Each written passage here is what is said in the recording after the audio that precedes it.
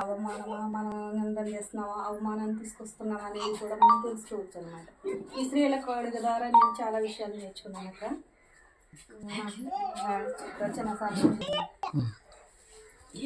ఇలాగాలి స్త్రీలను కూరికని తెలియదు అక్క. చూసానమ్మా క్యాకేసాను అందే నాకు నచ్చింది. జనంలో నీ దేవుడే నా దేవుడు, నా దేవుడే నీ దేవుడు గట్టిగా భాషను దీవించింది.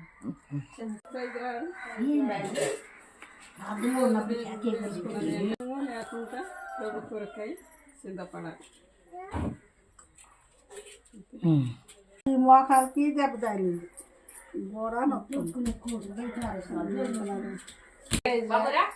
ఈరోజు వాక్యం నేర్చుకున్నది అక్క చెప్పారు కదా, స్త్రీలు ఏ రకంగా ఉంటారు, 10 మంది స్త్రీలు, 3 రాళ్ళు ఎలాగుంటారు, యోగ్యురాలు ఎలాగుంటారు, ఎస్తేరు, రూతు, ఇంకా ధన్యురాలు, వాళ్ళందరి కోసం చెప్పారు కదా.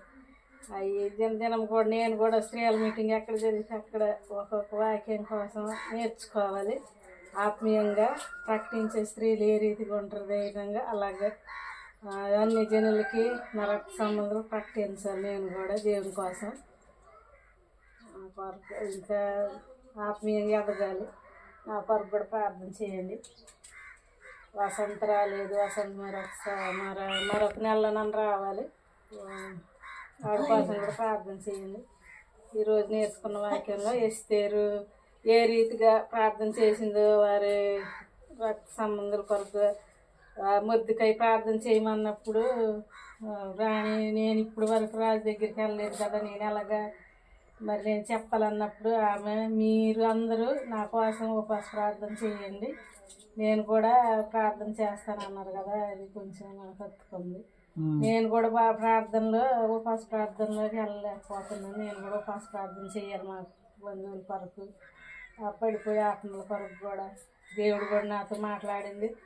ప్రార్థన చేయాలని, ఇంకా బాగా ప్రార్థన చేయాలని. అయితే ప్రార్థన చేయలేకపోతున్నాను. ప్రార్థన చేద్దాం అనుకుంటున్నాను కానీ ఫోన్లు వచ్చినాయి. ఇప్పుడు ఫోన్లో ఒకళ్ళ కోసం ఒకళ్ళు ఫోన్ చూస్తా అలా పడిపోయి ఏదో చేసినా లేదు అన్నట్టుగా అలా చేసి పడుకుంటున్నాను. ఇంకా ఆత్మీయంగా బలపడాలి. ఇంకా ప్రార్థన చేయడం కోసం చిన్న కోసం దేవుడు జీవించింది.